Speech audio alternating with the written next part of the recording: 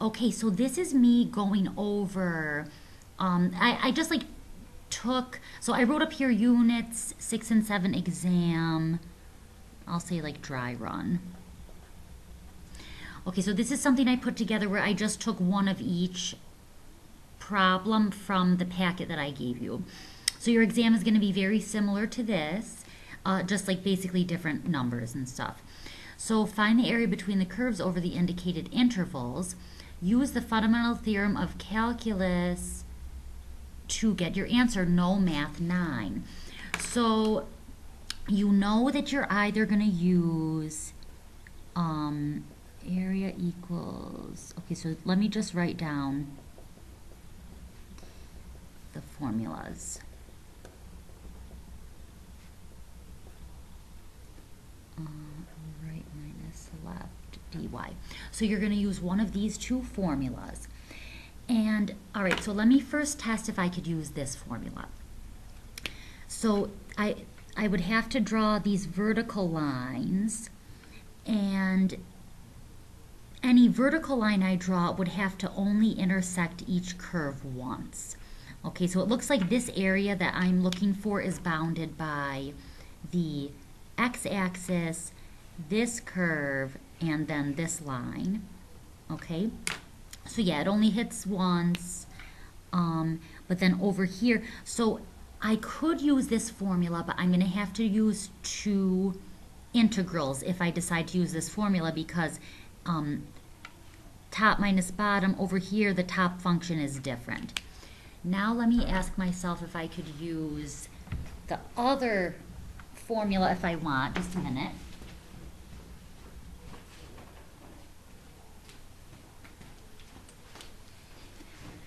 Okay, right minus left. So I go like, I do a horizontal line. And yes, I could use that also. So you really have your choice with this type of problem. So it just depends on whether you want to use one or two integrals. I guess I'll just use the one integral.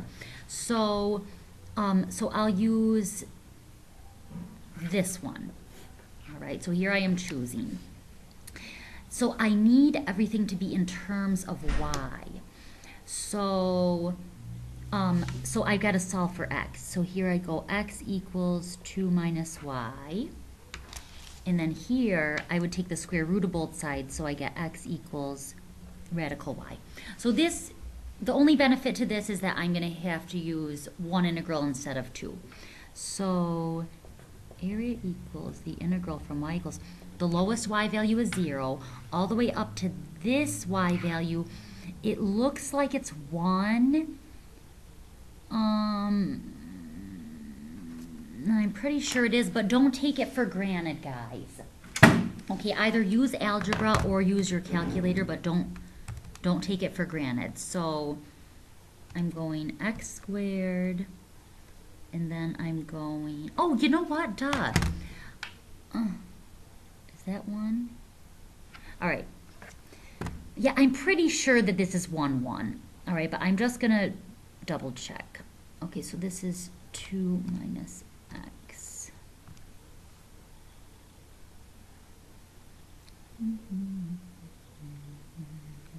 Okay, so it's this intersection right here. So I go second, trace, intersect. I move close to the intersection I want. I hit enter 3 times. It is 1, 1. Okay. And 1. Alrighty, so up to that.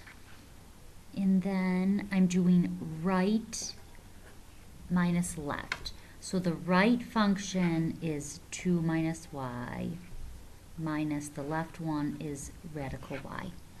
All right, now we got to use the fundamental theorem of calculus. So you do this bracket, you put the endpoints here, and then the antiderivative goes inside. So this is 2 minus 1/2 y squared.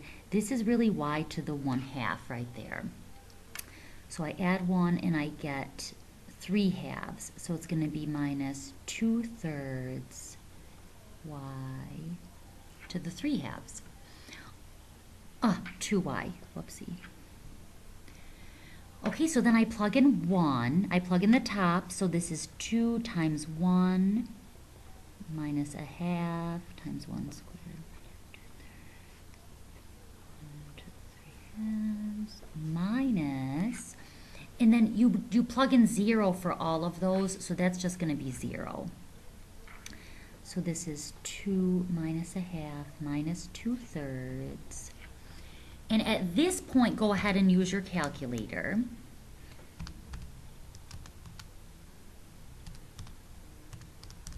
Okay. And I'm getting a repeating decimal, so I'll just... Okay, so I got this repeating decimal. All right, so let me do this again so you can see it. So 2 minus a half minus 2/3. I got that repeating decimal, and then you could have written 0.833.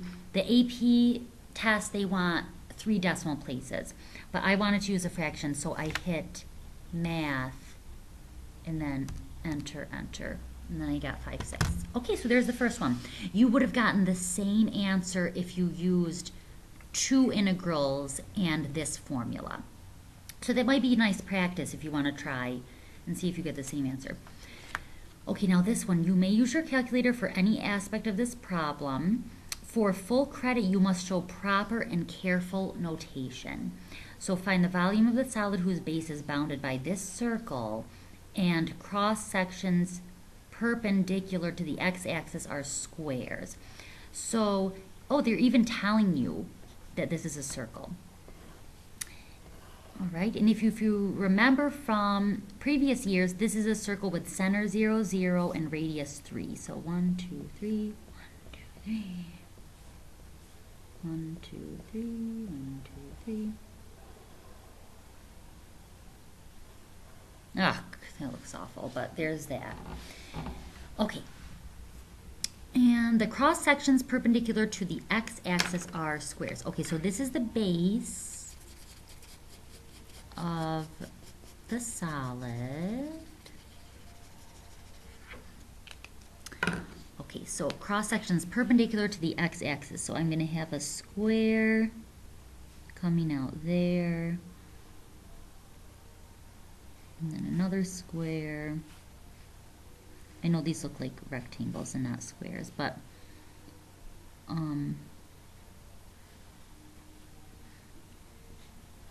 yeah, sorry, that doesn't look great. It looks awful. But you get the idea. Okay, so all these squares are jutting out, and there's infinitely many of them, so they make that solid shape. And for any volume problem, you are either going to use this formula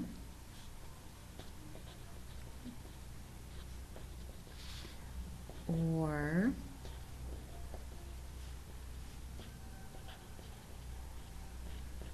this formula, okay? It's going to be this formula, just like it's this formula if you're going to use top minus bottom. So it's with respect to x if you're using top minus bottom, and it's with respect to y if you're using right minus left. You're going to be using this formula if the cross sections are slicing through vertically, because then you eventually would use top minus bottom for the dimensions, or you're going to use this formula if the cross sections are slicing through horizontally. So it is this formula that we are using. So the volume equals the integral from x equals, this leftmost x over here is -3, and then this rightmost x is +3. -3 to 3. And you might skip some of these steps, but right now I'm going to write the formula for the area of a square. Okay, and on the test I'm going to give you all of these area formulas, but I won't tell you what's what. You'll know what's what. But this right here, this would be a rectangle, and then this is a square. So base squared. So base squared. And then v equals the integral. Okay, and again, you might do this in less steps, but so how are you going to find the base? You're going to find it by either doing top minus bottom or right minus left. And since the cross sections are slicing vertically, you're doing top minus bottom. Okay, so V equals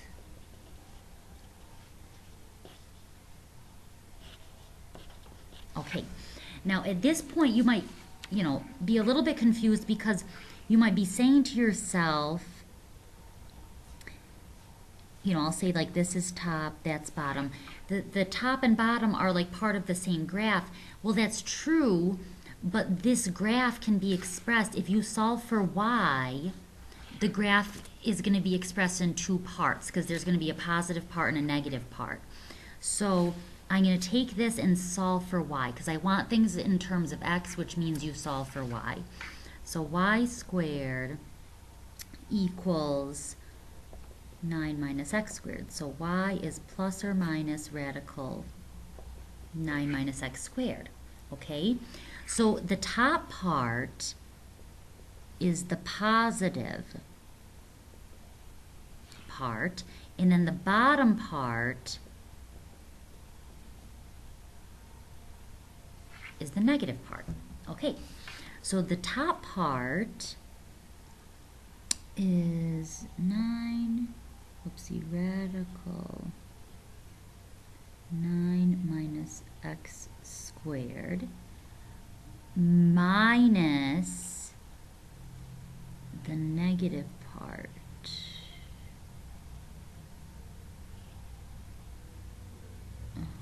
Okay, or for my parentheses.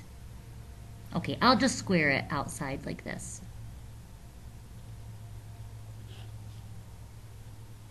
You don't need to use as many parentheses as I'm using.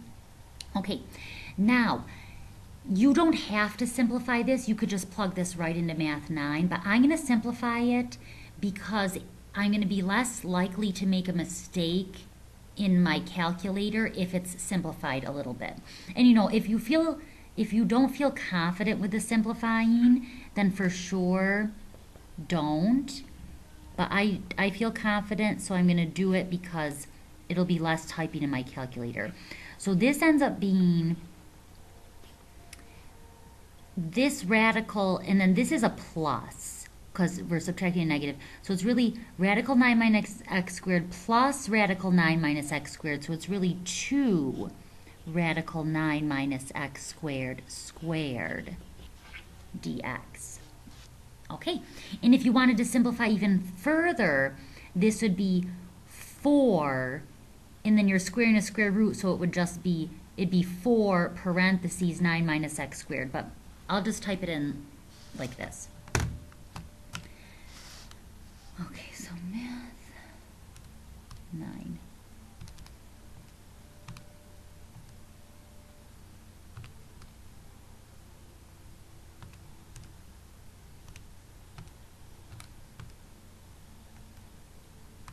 Close those parentheses, square.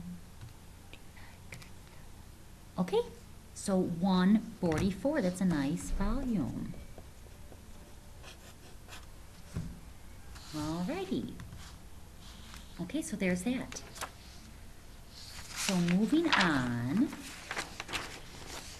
to the next type of problem. You may use your calculator for any aspect of this problem. For full credit, you must show proper and careful notation. So we're going to find the volume of the solid obtained by revolving the region bounded by the given curves about the given axis.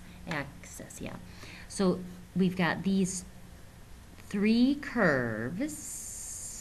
curves actually, and we are rotating about the x-axis.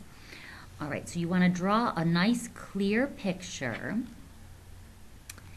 and please use your calculator if you need to, but I just know from experience that y equals radical x starts here and goes like that.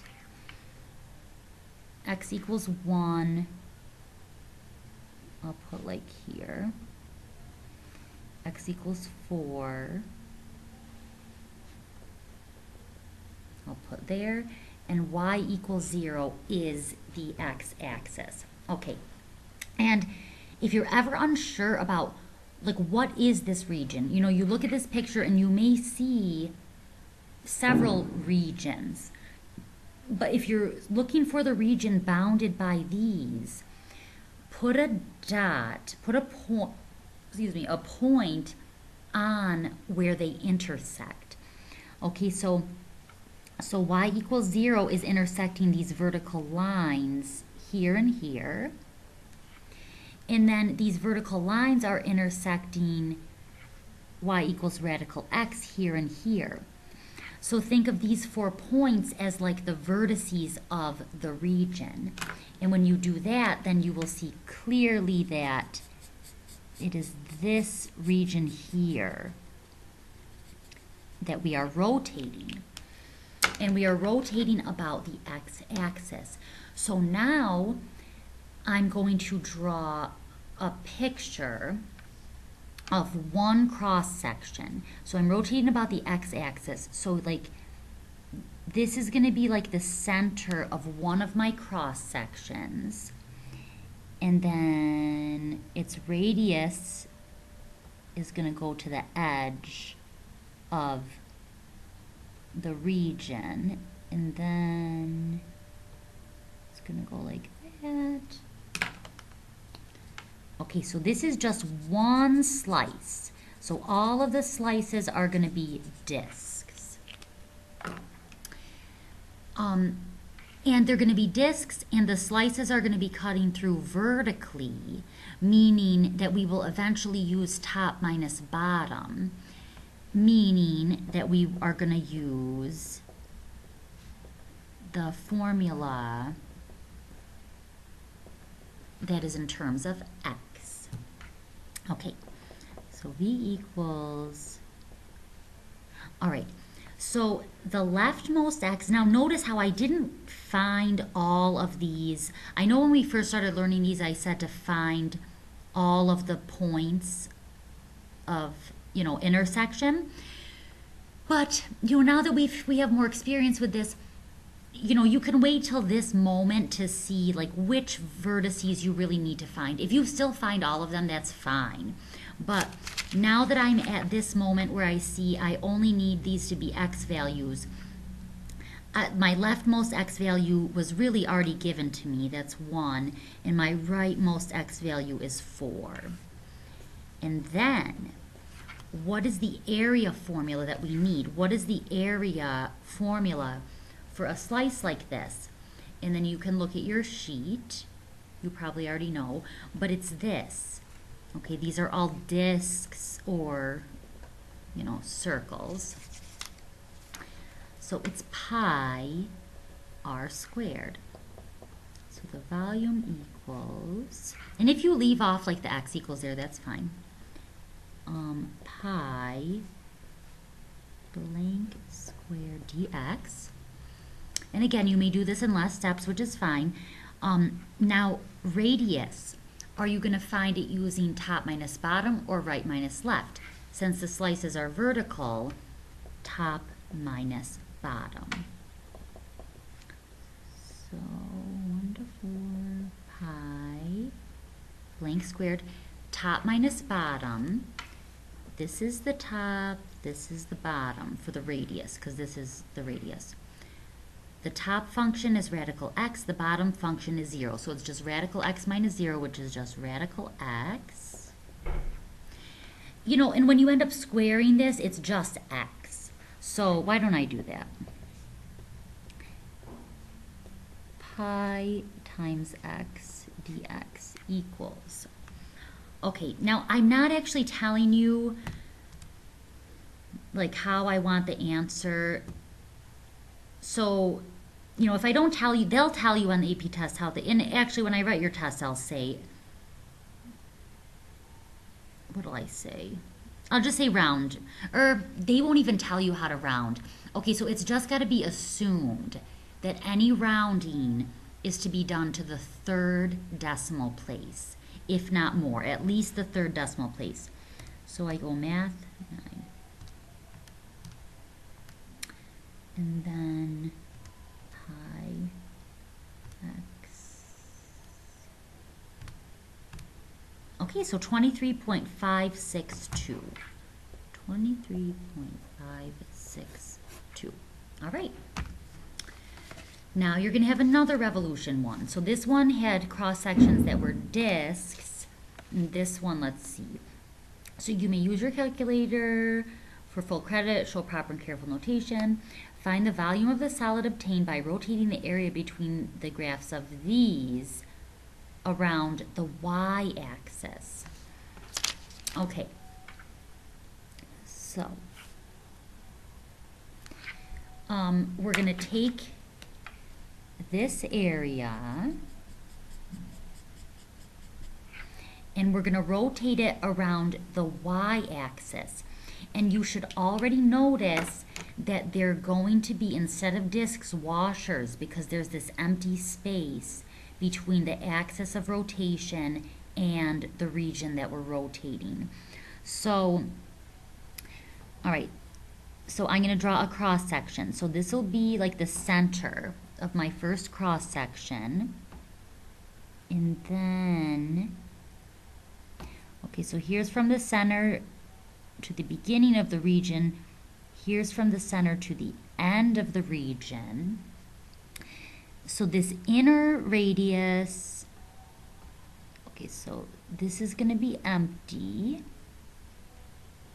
And then this is going to be like filled in. Okay, so that is a cross section. So it's going to be like a kind of a cone shape, like a, yeah, a little bit of like a, maybe like a bowl. It's going to look like a bowl. Yeah, it's going to look a lot like a bowl. But I guess the center would be like a cone. The empty space is going to be a cone. Okay, anyway, so this time, so you ask yourself, which type of volume formula am I using? Am I using the one with respect to x or the one with respect to y? Well, this time the cross sections are horizontal slices, which means that we're using this volume formula. Because for horizontal slices, eventually you're going to have to use right minus left to find a certain dimension or length, or in this case radius. Okay, all right, and let me just label this. That's going to be little r there. Oh yeah, by the way, so a of y we're going to get from using this formula. This here is the formula for a washer. So this is going to be little r, and then big R is going to be there. So that's big R. Okay, so V equals the integral from, okay, these are y values. This lowest y value is 0. And then the highest y value for this region is up here. Okay, this is where x squared, okay, so I've got to figure what this is. Oh, okay, so you know what? Let me do it algebraically. You could totally use your calculator, but let me take these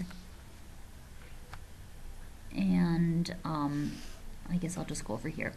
So I want to find out where like these two equations are equal. So I'm going to plug 2y in for x because that's what it's equal to. This is called substitution. So y equals 4y squared. So 0 equals 4y squared minus y. Okay, and then you could factor out a y, and then you get 4y minus 1. Okay, so so this factor here, so y equals 0, that's how you got this. But if you set this factor equal to 0, just imagine that. So you'll get 4y minus 1 equals 0, add 1 over, divide by 4. So this y value up here is a fourth. Okay, if you use your calculator, which is fine, and you use the intersection button, it's probably going to give you 0.25. It will give you 0.25, which is a fourth.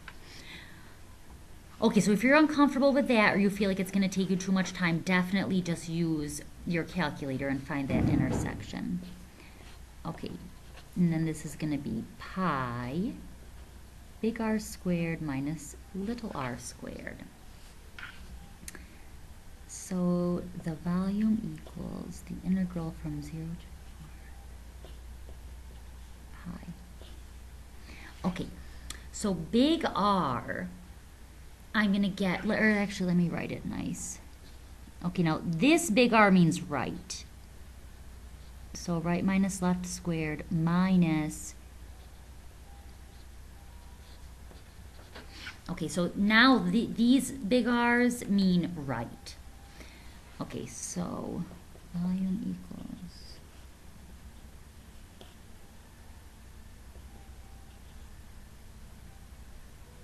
okay. Yeah.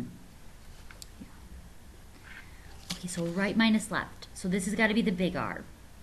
Big R right there. Right minus left. Okay, so this is like the parabola. So this is, all right, so the parabola was y equals x squared, but it's x equals radical y. Okay, so it's radical y, which is right, minus the y-axis, which is 0. So radical y squared minus, and then little r, right minus left. So right minus left. This right graph is the line, and they already have x. They already have it in terms of y, which means x is solved for. So minus 2y squared dy. Okay, now if you couldn't use your calculator, you definitely would want to simplify, but just to avoid me having to write this out again, I'm just going to type it in as it is. Okay, so math 9.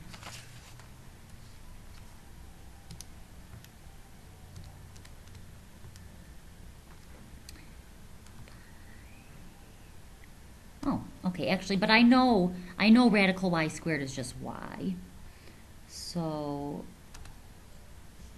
minus, and then I know 2y squared. I know that this is actually 4y squared, so I'll say 4x squared.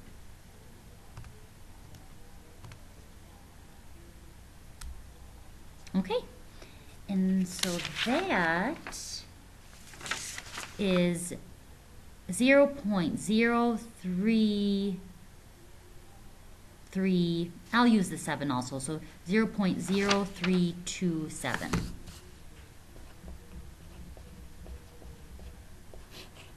Okay. Now, okay, so that was all Unit 6 stuff. Now, this stuff. So when you get to this point, and you're going to take the derivative of these functions that involve integrals, you're going to want to remember this. Okay, so the first step is going to be dt.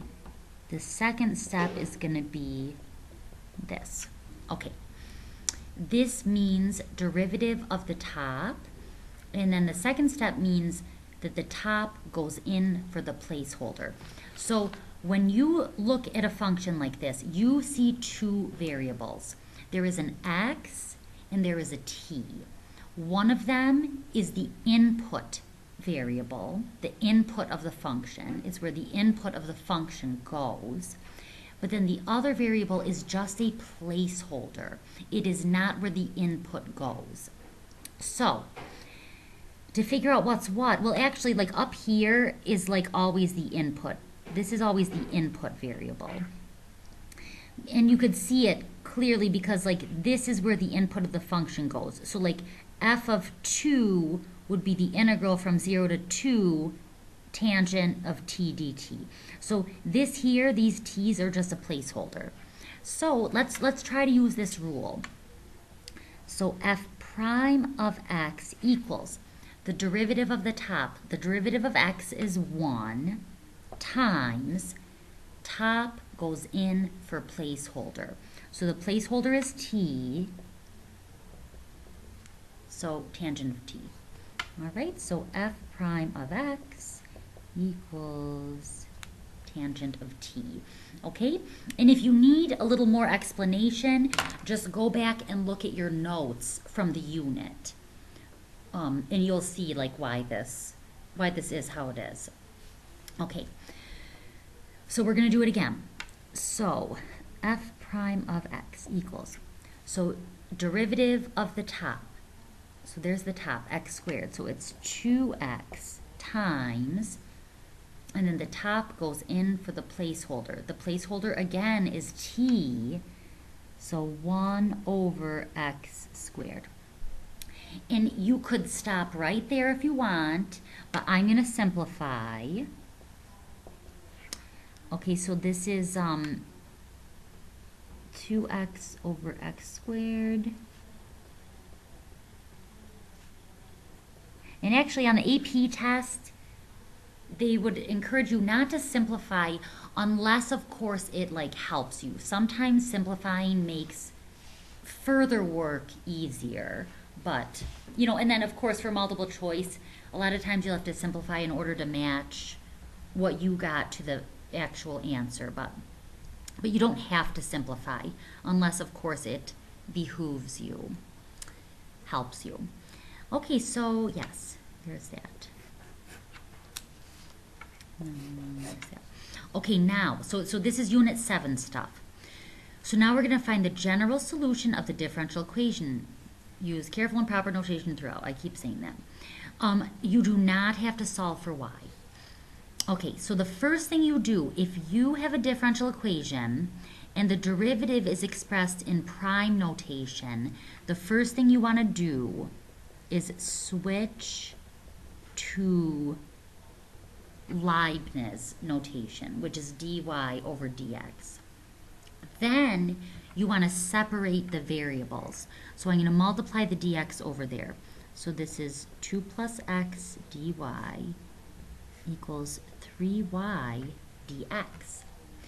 Now we still have x's and y's mixed together. So I want this binomial that has that x term over here, and I want this over here. And actually, guys, if the... Actually, never mind, that won't help.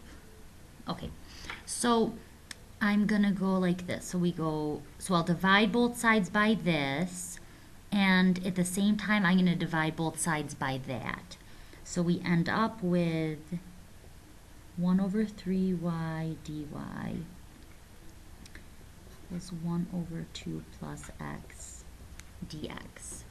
Okay, and I like to use parentheses. Okay, use careful and proper notation throughout. So I think that you probably know that now we have to take the antiderivative, but you need to use proper notation. So you've got to show, you've got to go like this to show that we're taking the antiderivative. Now, okay, so over here, ooh, actually, all right, so I see something that I can do. There's a couple ways I can do this. All right, now, I see that if this were just a 1 over y, then I could just use the natural log of the absolute value of y. But instead it's 1 over 3y. So what I'm going to do is I'm going to, let me show a step that you might feel is unnecessary, but this is really a third times 1 over y dy.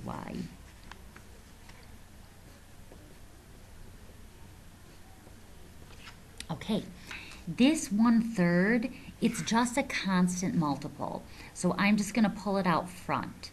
Okay, because I know if it's just 1 over y, I know that antiderivative. I know it's natural log of the absolute value of y. So let me just pull this constant multiple out front. And you may have seen that you could just do that right here. So I'm pulling out this third. Integral, okay, 1 over 2 plus x dx. And then guys, if you look here, this here, we've got f prime over f, because the denominator, 2 plus x, you take that derivative, so the derivative of 2 plus x is 1. So this is f prime over f. So the f prime over f formula, okay, look it up if you don't remember it, but it says I can do what I'm about to do. So I bring down this third, and I leave these brackets, equals brackets plus c. Okay. So this is different from the fundamental theorem. I'm using the brackets just to relate this to the fundamental theorem, but the fundamental theorem over here is where you do brackets and then you put the endpoints of the integral. This is a definite integral. This is an indefinite integral. It doesn't have endpoints. In either case, it's the antiderivative that goes inside of the brackets. So right here, this is natural log absolute value of y. Over here, this is natural log absolute value of 2 plus x. If that doesn't make sense to you, go back in your notes and look at the f prime over f formula. Okay, if you stopped here, that would be fine, but it's a little, the brackets are just a little bit unprofessional, or they're not like aesthetically pleasing, so I'm going to drop them. So you do not have to solve for y. This is the general solution with that plus c. Okay, this next one. Find the particular solution of the differential equation below with the given initial condition. Okay, careful proper notation. You do not have to solve for y. So again, you do not have to solve for y. So the difference between this and this is that we are going to have to use the initial condition to figure out what c actually is, and then plug that value back in. Okay, so this is already in Leibniz notation, so dy equals negative 2xy squared dx. All right, I've got to get this y over there. So this is 1 over y squared dy.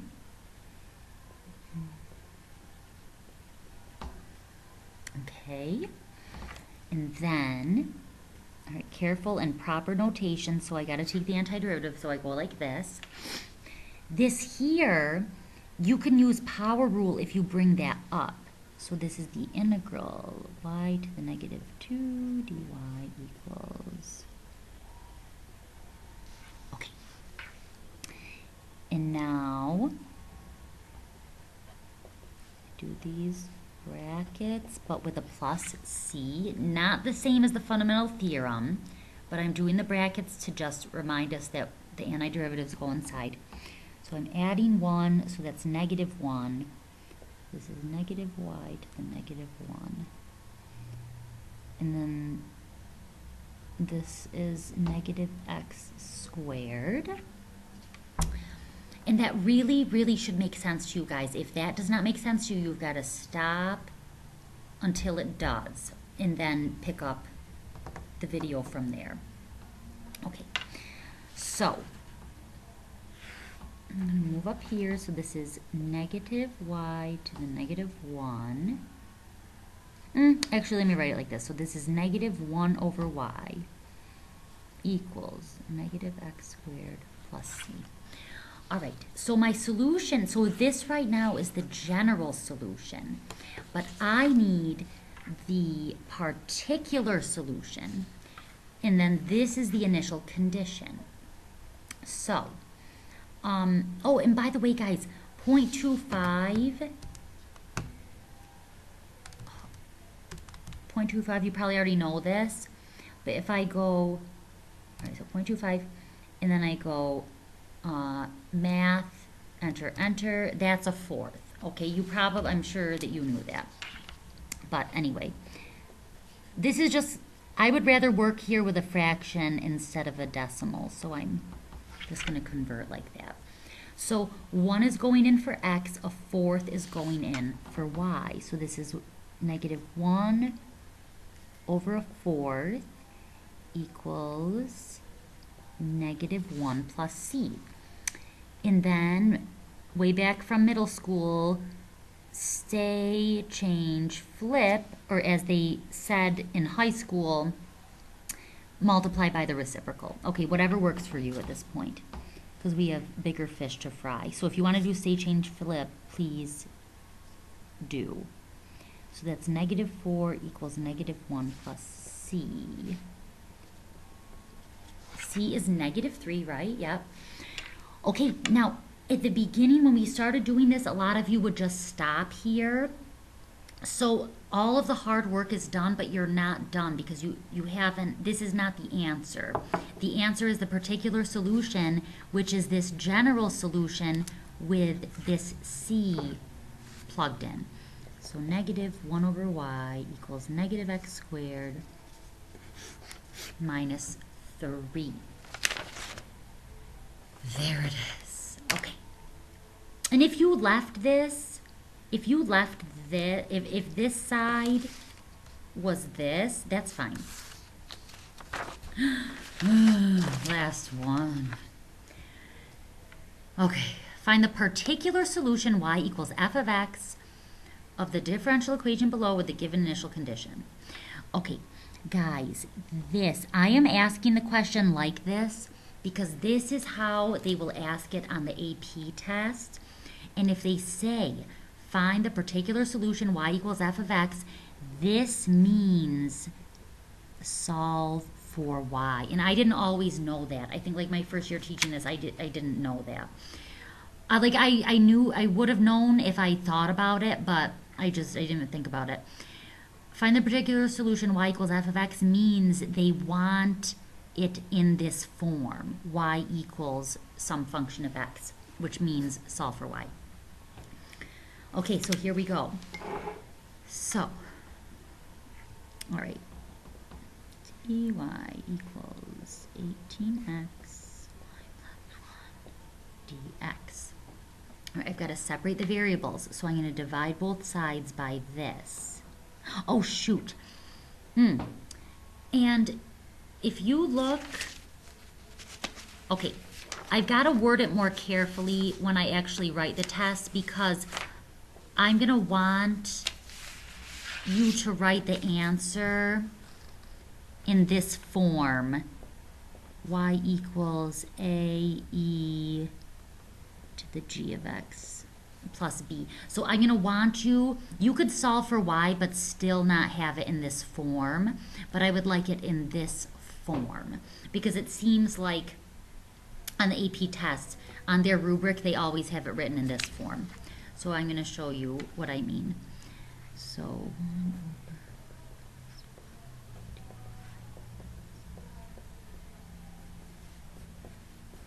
okay, take an antiderivative, and after log equals. Oh, I should have gone like that maybe for some people. So this is 9x squared. Okay, so now I'm going to drop that.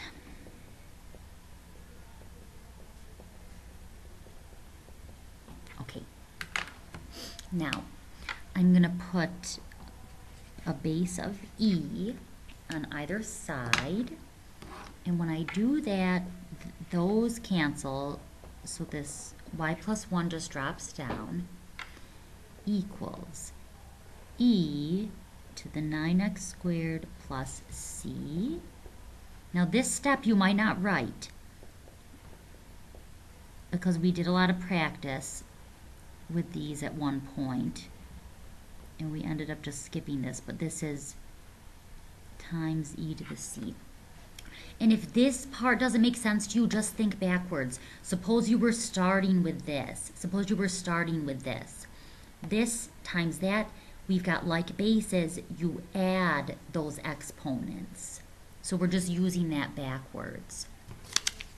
Okay, so now I am, so like imagine the e to the c out front there. So now I am gonna drop the absolute value signs, and that's going to be k e to the 9x squared. And let me say over here,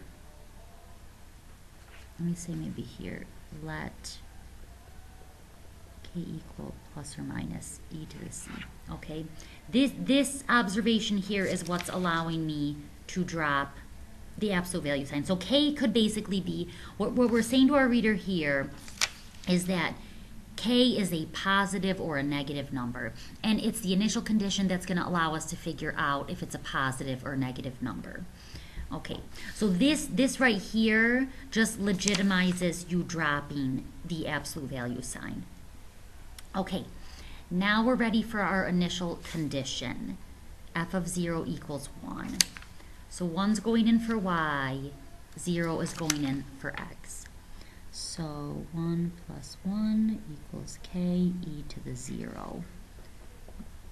2 equals k. Okay, so this is the general solution. And now that I've got this k, I put it in there and I have my particular solution. 2e to the 9x squared. Okay, but remember guys, they want it like this, so we've got to solve for y, so I just have to subtract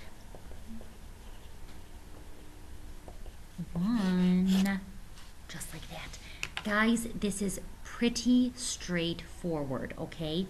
If you don't feel confident about this, you've just got to do more problems. You can do this. This can be a very good test for you, and it's going to replace your last 2 exam grades, which will be a great benefit to your average. But more importantly, we're in the home stretch here, guys, and this stuff, you're going to see this stuff on the AP test, and you all deserve to, you know, do well on that test. All right, I'll talk to you later. Bye-bye.